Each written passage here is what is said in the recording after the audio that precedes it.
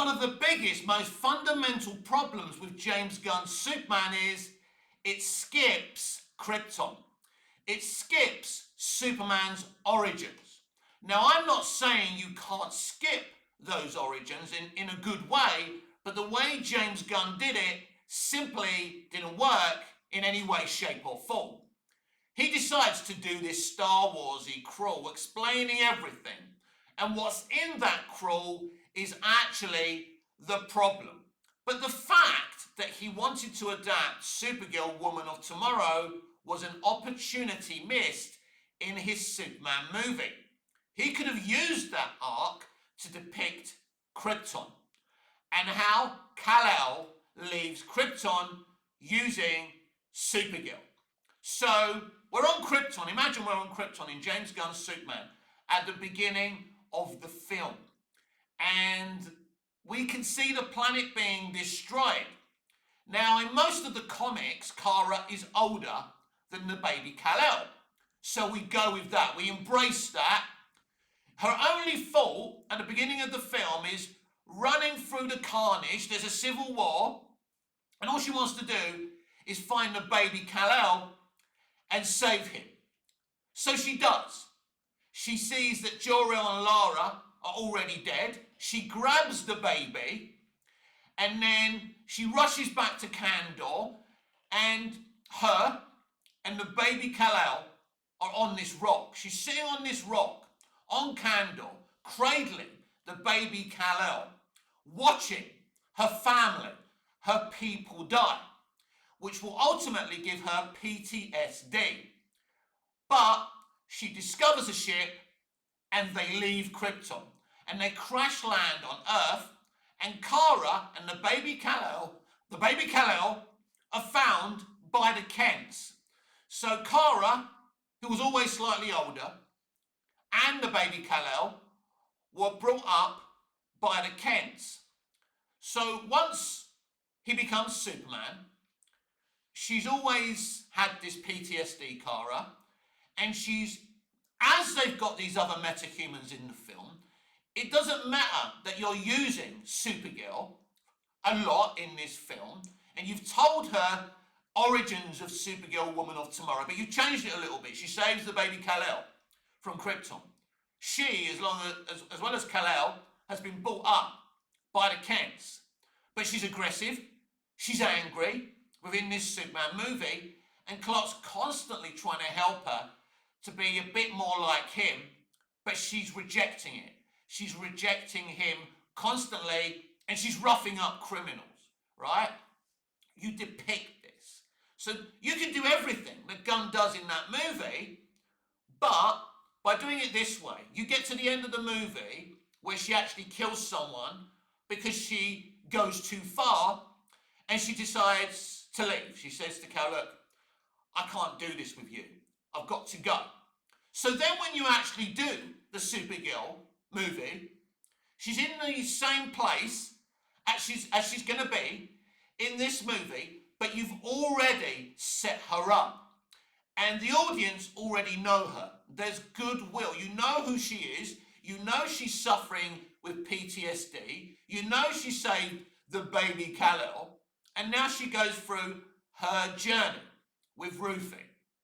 That's a much better way of not only setting up Clark's origins from the planet Krypton to Smallville to Metropolis. You've also set up Kara as well. That's what I would have done. Unfortunately, James Gunn was too lazy to think about this. So all you do is you see Kara at the end of the film calling Superman a bitch.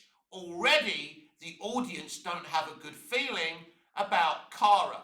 You're trying to set this thing up from this comic, saying she's a drunk, but you're not really explaining why she's a drunk. So she comes out of this as an eye-rolling, annoying character that no one's gonna like. And then you go to this trailer we saw this week, which only makes the situation worse. And this, my friends, is the problem with James Gunn. Everything's too rushed. He's too clever for his own good. James Gunn has always had a big head, a big ego.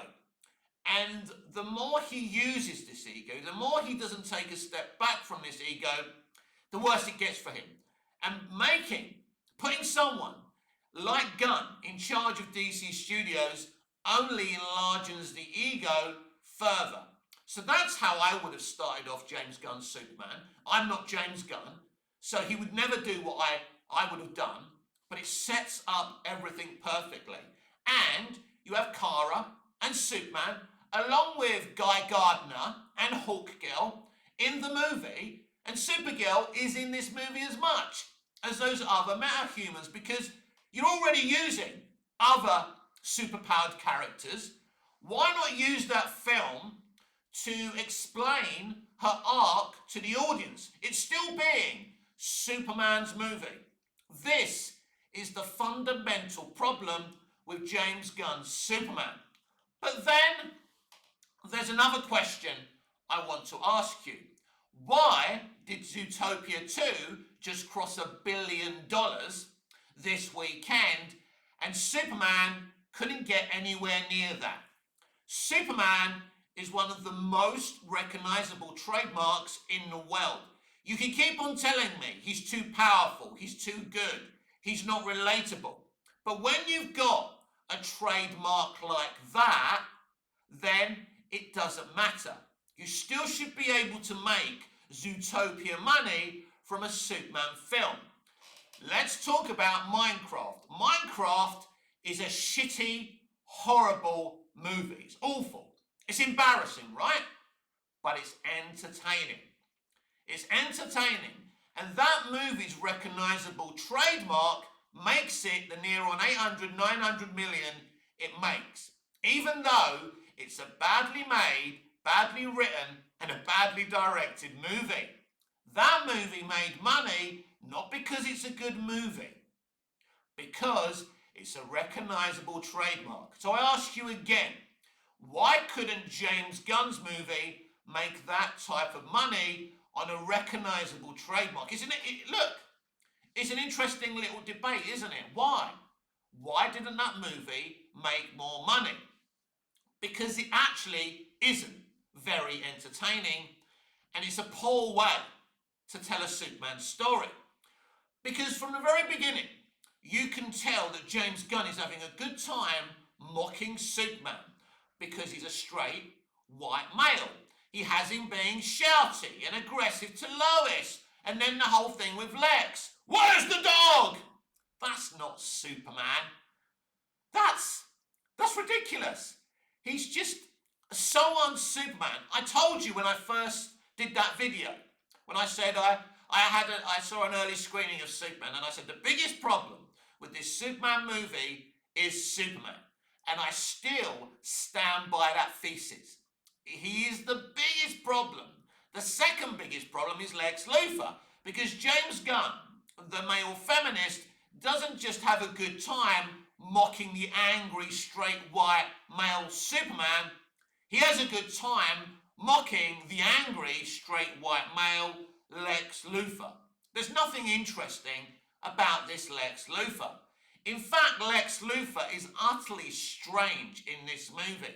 He must be the strangest Lex Luthor I've ever seen.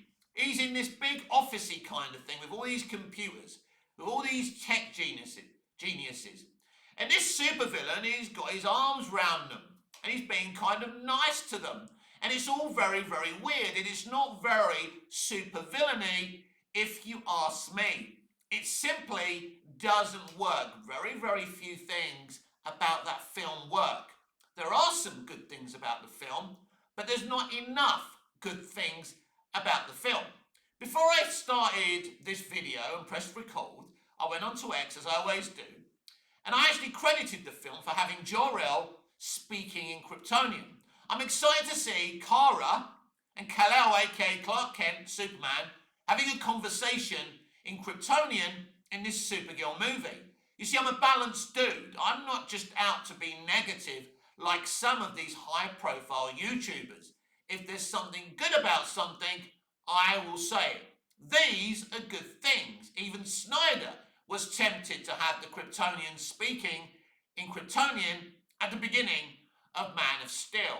But I think the studio said no. For some reason, Gunn was able to persuade the studio that Jor-El speaking Kryptonian is a cool thing. And I credit James Gunn for this. I think it's a really, really good idea because it is weird. When you watch a Star Wars movie and you see aliens speaking English, I mean, some of the aliens do have languages, of course, in the Star Wars universe, or you're on Krypton and they're just speaking fluent English, you kind of think, yeah. I mean, it's not a big deal, but it is cool to see that they are speaking Kryptonian instead of English. That's really, really cool. I still don't understand why Kara has an American accent. How old was she when she came to Earth? Now, hopefully, this movie, Supergirl, which is based on the graphic novel Supergirl, Woman of Tomorrow, explains all of that. So again, I haven't answered your question, or my question. You know, I have been asked this question, why didn't Superman make as much money as Zootopia 2? Now, Zootopia 2 was a sequel. Maybe it's unfair to compare these movies, but it's not. Because Superman is a more recognisable trademark than Zootopia. But there's a good feeling around the characters in Zootopia. People were looking forward to seeing that sequel. There's a lot of baggage around this Superman movie. One of the biggest things was recasting Henry Cavill. The studio, or Gunn, or whoever decided they didn't want Henry Cavill to be Superman. Maybe it's because of the baggage around Cavill. Maybe they feel he's too old. I don't. I think it's fine to have a slightly older Superman. In my Smallville spin-off, my fanfic, Metropolis, you know, Superman is the same age Tom Welling would be now. He's older. It's okay to have an older Superman. In fact, I think it kind of be interesting and fun to play with an older Superman. What's wrong with that? It's interesting. But they clearly didn't want to work with Cavill. Now, here's the problem with that. You wind up, you trigger, you upset a lot of the fandom by doing that. Because it's clear, even people who don't like Snyder's DC movies love Cavill as Superman. Cavill is a great Superman because he's got this strength. He's comic book accurate in the way he's ripped, that he's overpowerful. That's who Superman is. But his Superman still works. He's still kind. He's still compassionate. But he's strong. Because that's who Superman is. And you shouldn't and you can't get away from that fact. That's one of the many reasons I love Henry Cavill's Superman. Because he's like he's in the comics. He's overpowered. He's strong. Because that's who Superman is. But you can still make him relatable. One of the other fundamental problems with James Gunn's Superman is that the way he tries to make him relatable simply doesn't work. The idea that he's got these special glasses is a bit odd to me because he's trying to think of a way and a reason why people wouldn't see that he's Superman. Well, here's the thing about the disguise. People call it a dumb disguise. It's not. I think if you're not in close proximity of Superman, you should never know that Clark Kent and Superman are the same person because literally you're ignoring Superman. You're ignoring Clark Kent. That's the point. He's so meek. He's so mild. You don't take any notice of him. But in terms of Lois Lane, who's in close proximity of Superman, even if she doesn't know the secret, you know, she should know the secret because she's in close proximity of Superman and Clark Kent. She has to know the secret. That's why it was right for Goya to have her knowing who Clark and Superman were, that they were the same person throughout Man of Steel. That really worked, and that's important. She's in close proximity of the character in his dual roles. She has to know who he is. But random people who work with Clark, because he's so meek, and because he's so mild, wouldn't actually know they're the same person. You know, because you fucking know. You're an audience member. Just because you know, it doesn't mean a random person at the Daily Planet would know.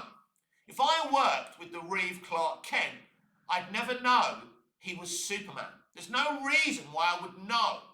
The disguise is so fucking brilliant from Christopher Reeve's performance.